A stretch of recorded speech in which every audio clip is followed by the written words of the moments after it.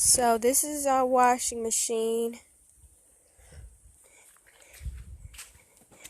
a hand crank washing machine, and it's held up by these pieces of wood, and inside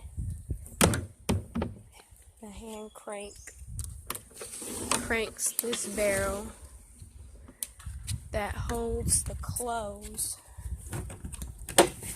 in it. Clothes go up in there.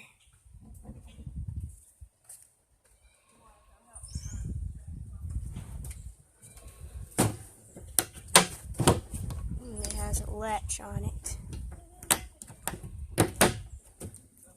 So this just turns and washes the clothes, which is powered by a handle.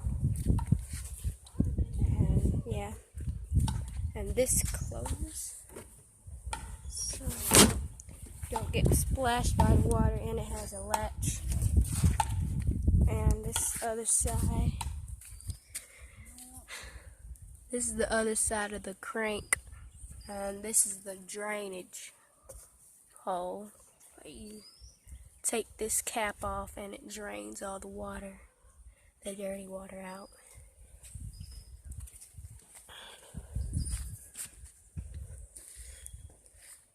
And yep.